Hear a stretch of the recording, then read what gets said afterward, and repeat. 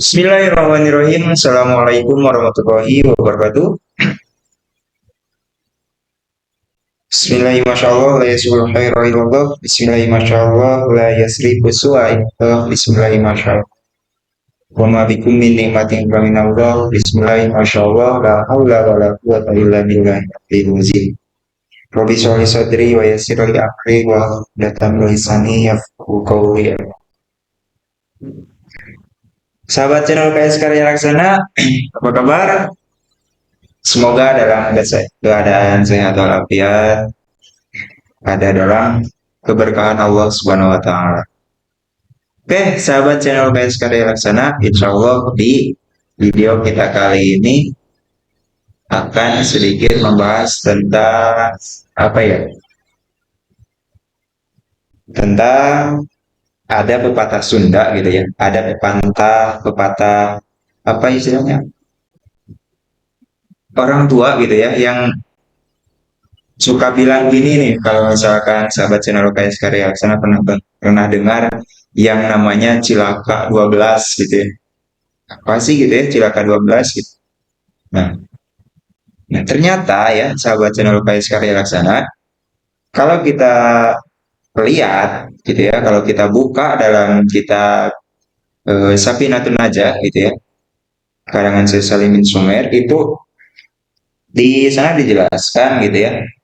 Mungkin ini bisa jadi asal usul yang dinamakan dengan istilah Cilaka 12 gitu ya.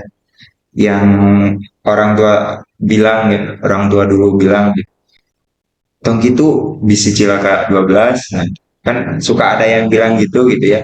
Biasanya orang Sunda gitu ya. Cilaka 12. Nah, Cilaka 12 itu apa gitu.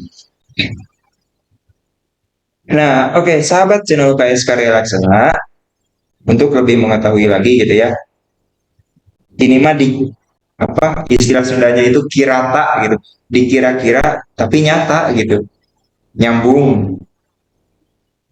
Di dalam kitab Safinatun Najah ditulis gitu ya, dijelaskan bahwa kalau ba'duhum, dan berkata sebagian ulama gitu ya, ini di pasal makna la ilaha illallah. Ini ada di sarahnya ya, boleh dilihat di, kalau di sini saya halaman 14 ya, kalau misalkan sahabat channel KS Karya Laksana ada nih kitab Safina, nah boleh dibuka, boleh dilihat gitu ya. Inna kalimat la ilaha illallah isna syarat.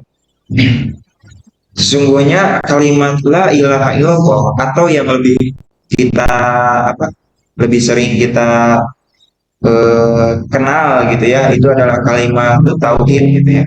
Kalimat tauhid, la ilaha illallah, artinya tiada Tuhan selain Allah. Tiada Tuhan yang wajib untuk disembah, yang wajib dituruti hak dan apa perintah dan larangannya, illallah, kejaba Allah, angin Allah gitu ya. Nah, di dalam kalimat la ilaha illallah ini terdapat 12 harfan. Harfan itu huruf. Terdapat 12 huruf di dalam kalimat la ilaha illallah. Mana aja? Satu, lam. Terus dua, alif. Tiga, alif. Empat, lam. Lima, ha. Enam, alif. Terus tujuh, lam. Delapan, alif. 9 alif, 10 lam, 11 lam, dan terakhir 12 adalah ha gitu ya. Nah, di dalam kalimat la ilaha illallah ini terdapat 12 huruf. Nah, pala jaroma ayat pala buddha anahu wajiban biha isnata asarata faridatan. Nah, maka ini secara tidak langsung adalah menggambarkan tentang 12 kewajiban. 12 kewajiban terhadap diri kita gitu ya. Mana aja sitatu dohiratan, yang 6 itu berbentuknya adalah dohir. Nah, yang 12 ini terbagi dua, 6 dohir dan 6 lagi wasitatu batinatun. Yang 6 lagi adalah batin.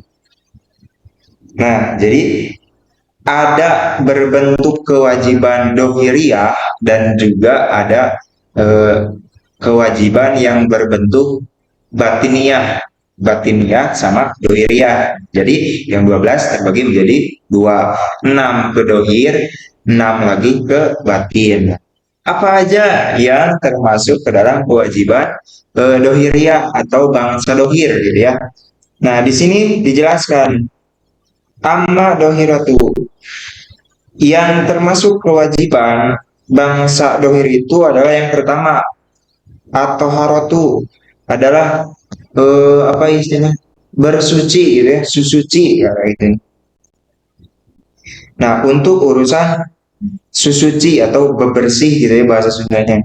Nah, kewajiban kita adalah bersuci. Bersuci dari apa ya? Banyak gitu ya ininya. Terus yang kedua sholat. Nah, yang harus kita perhatikan adalah yang pertama tadi apa bersuci gitu ya. Sholat yang kedua. Nah, kemudian yang ketiga wazakatun zakat, wasaumun puasa, yang keempat puasa, wal haju jeng haji. Nomor kelima bagi yang mampu ya mudah-mudahan Allah mampukan kita untuk menunaikan ibadah haji.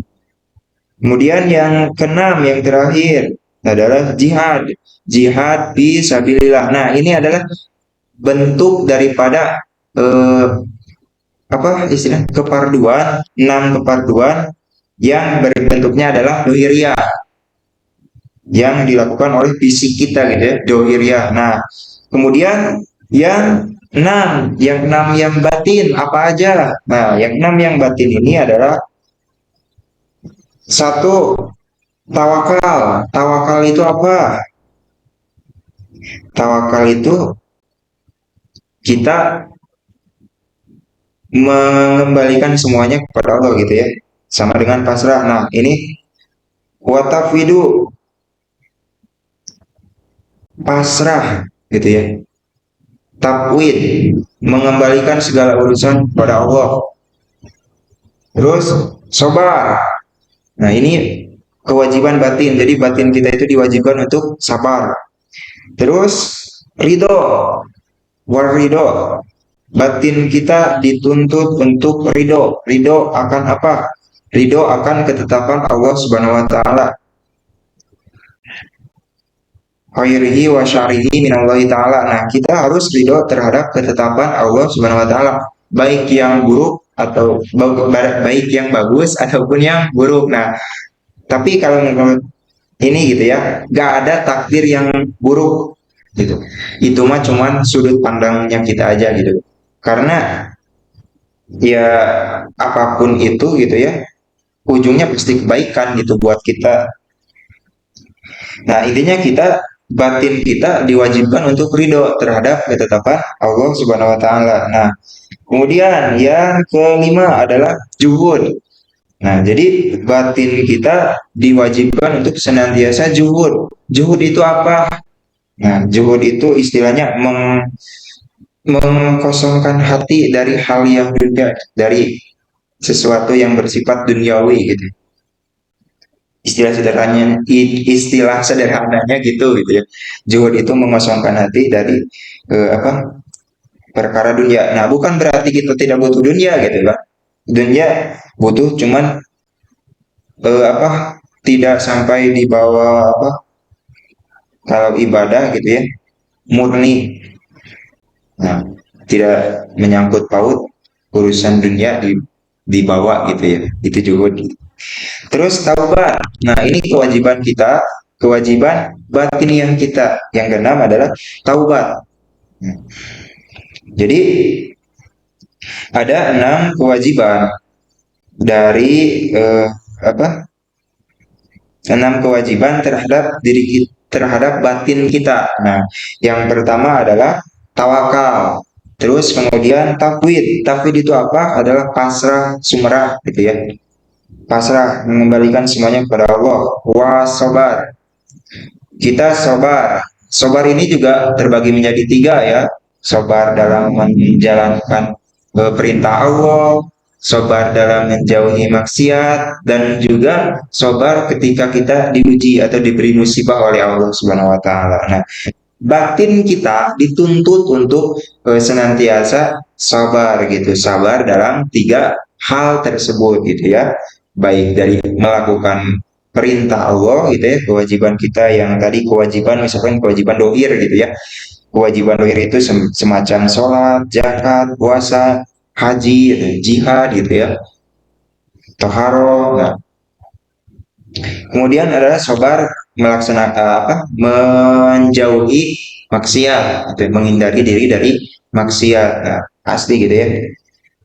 Harus dituntun dengan sabar. Nah, kemudian yang ketiga adalah sabar dalam ketika kita menghadapi ujian atau musibah. Nah, kemudian kewajiban batin kita yang ke berapa ya? Yang keempat adalah ridho. Ridho terhadap ketetapan Allah. Nah, seperti yang tadi dijelaskan ya. Nah, kemudian juhud. Ini ya, yang kelima, kewajiban batin kita adalah dituntut untuk juhud. Nah, kemudian yang keenam, yang terakhir adalah taubat. Batin kita dituntut untuk bertaubat. Taubat itu karena taubat itu kan dari hati gitu ya, bentuknya batin kita gitu. Nah, jadi ketika seseorang bisa melaksanakan yang 12 ini gitu ya, 12 kewajiban ini, maka seseorang tersebut telah istilahnya mengaplikasikan kalimat la ilaha illallah itu dalam kehidupan sehari-hari gitu. Mengaplikasikan kalimat tauhid, kalimat la ilaha illallahnya dalam kehidupan sehari-hari. Berbentuknya kewajiban dohir dan juga kewajiban batin gitu ya. Dohir kita dituntut untuk memahami cara bersuci gitu. Kenapa bab toharo disimpannya di awal gitu? Kenapa nggak kewajibannya sholat dulu gitu? Kenapa kewajibannya nggak haji dulu gitu? Nah, kenapa? Karena gini, ketika kita sholat tapi toharo atau susucinya gitu ya, bebersihnya tidak apa istilahnya tidak benar gitu ya, maka ya percuma gitu. Seakan kita mau masuk ke dalam ruangan tersebut tapi kita tidak punya kuncinya gitu. Kuncinya kuncinya ya toharo. Ketika sholat kita toharohnya istilahnya asal-asalan gitu ya, nggak bersih, maka naudzubillah gitu, sholatnya pun kita akan sia-sia gitu, sebab toharohnya nggak perfect gitu, nggak sempurna gitu. Nah, kewajiban yang pertama adalah toharo. Nah, toharo ini berbentuknya adalah batin kita. Kemudian yang kedua adalah sholat. Kewajiban berbentuk dohiriyah, sholat. Nah, kemudian zakat. Itu adalah kewajiban kita bangsa dohiriyah. Yang ketiga, zakat. Kemudian yang keempat adalah saum, puasa. Nah, kemudian yang kelima adalah haji atau munggah haji. Yang keenam, yang terakhir adalah juhud. Nah, itu juhud jihad ya, bukan juhud. Juhud mah itu masuknya ke dalam kewajiban batiniah ya, batin kita. Nah, untuk dohir mah adalah jihad. Kita berperang gitu ya, berperang melawan hawa nafsu gitu ya. Nah, itu berbentuk pada jihad fi sabilillah, jihad di jalan Allah Subhanahu wa taala.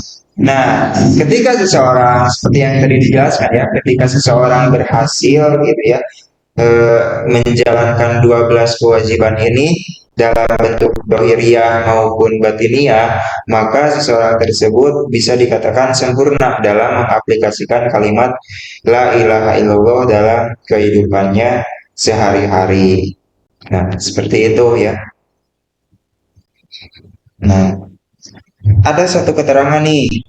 Man qala la ilaha illallah salah samarotin biyaumihi kanat lahu kifaratun likulli dambin.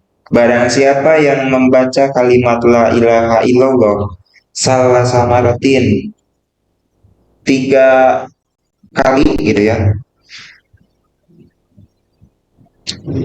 di piaumihi, di harinya itu si man gitu, si orang tersebut gitu ya.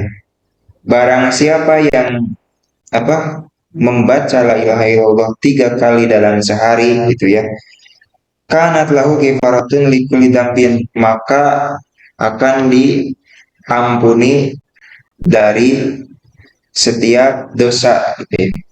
Jadi kiparat, kiparat itu istilahnya ada penebus gitu ya, penebus dosa kita gitu, penebus kesalahan kita.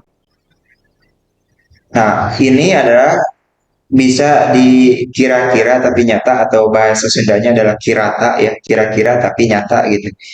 12 atau yang disebut cilaka 12. Nah, ketika seseorang gagal dalam melaksanakan 12 kewajiban ini gitu, baik berbentuk dohir atau batin, maka yang tadi disampaikan jangan sampai kita jadi cilaka 12 gitu ya. Nah, ini salah satu atau kira-kiranya gitu ya, kiratanya gitu adalah kalimat la ilaha illallah cilaka 12. Ketika kita gagal ketika kita gagabah lah kalau Sundanya gitu ya, ketika kita teledor dalam bab toharoh gitu ya, maka kita akan celaka gitu ya. Ketika kita teledor dalam sholat gitu ya, sholatnya bolong-bolong ataupun nggak pernah sholat gitu ya, maka cilaka 12 gitu.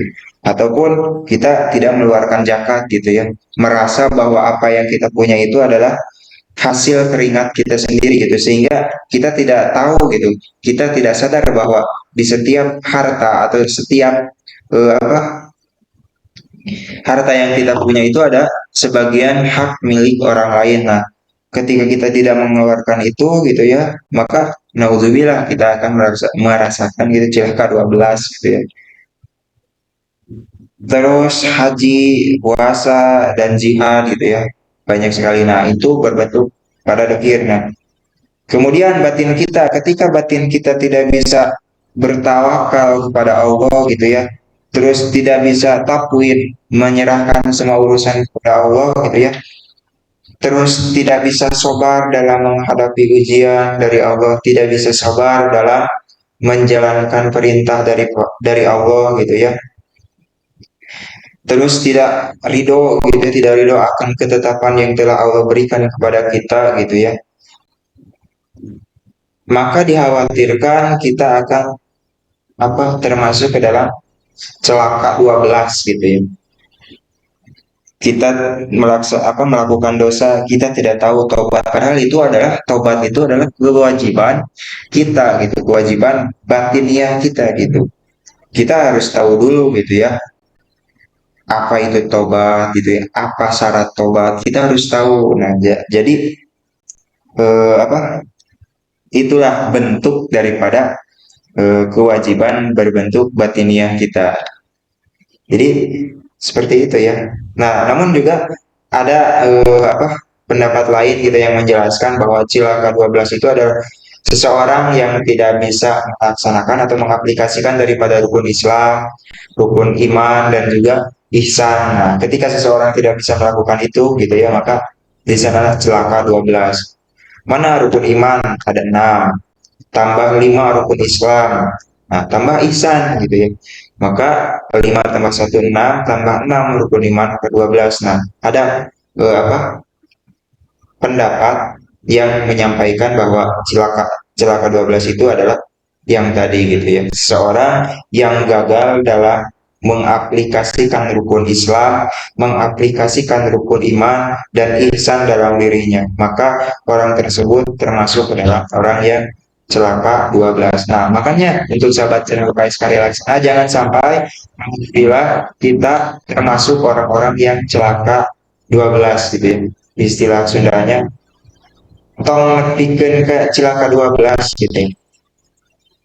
Kewajiban dohir kita penuhi gitu ya, kewajiban batiniah juga kita penuhi gitu ya. Makanya ketika seseorang berhasil dalam mengaplikasikan atau menjalankan kewajiban yang 12 ini, baik dohir maupun batin, maka seseorang tersebut telah berhasil mengaplikasikan kalimat la ilaha illallah, kalimat tauhid dalam dirinya, dalam kehidupan sehari-harinya. Nah, mudah-mudahan kita semua gitu ya, sahabat channel OKS Karya Laksana, diri saya pribadi ataupun siapapun, Allah mudahkan, Allah jaga kita dari apa perkara-perkara yang menyebabkan kita termasuk ke dalam celaka 12 ini gitu ya. Celaka 12 yang di apa, dikiratakan kepada kalimat tauhid, kalimat la ilaha illallah. Mudah-mudahan Allah jaga kita semua, Allah istiqomahkan kita dalam kebaikan, Allah apa istilah, menurunkan rahmat pertolongannya kepada kita. Amin ya Allah ya Rabbal alamin. Mungkin itu ya sahabat channel KS Karya Laksana untuk konten kita di video kali ini.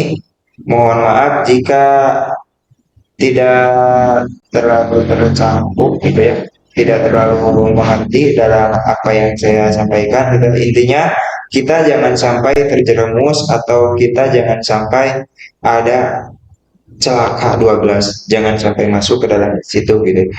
Kita harus bisa mengaplikasikan kalimat tauhid, kalimat la ilaha illallah dalam kehidupan sehari-hari yang dikiratakan ke dalam 12 kewajiban dohir, 6 dan batin, 6 taharo, sholat, zakat, puasa, haji, jihad, itu adalah berbentuk atau kewajiban bangsa dohir, dan juga kita bisa melaksanakan kewajiban batiniah. Kewajiban batin kita berbentuknya batin adalah tawakal, terus takwid, sobat, ridho, dan juhud, serta yang terakhir adalah taubat. Mudah-mudahan Allah kuatkan kita, Allah ridhoi kita untuk senantiasa ada di dalam jalan yang lurus dan benar gitu ya. Mudah-mudahan Allah jaga kita dari celaka 12 ini. Nah, mungkin itu yang bisa saya sampaikan di video kita kali ini. Mohon maaf jika banyak sekali kesalahan, banyak sekali hal yang mungkin kurang dari penyampaiannya. Bukan mungkin lagi ya, pasti kurang ya. Mohon dimaafkan, semoga bermanfaat apa yang saya sampaikan. Wabillahi taufiq wal hidayah. Wassalamualaikum warahmatullahi wabarakatuh.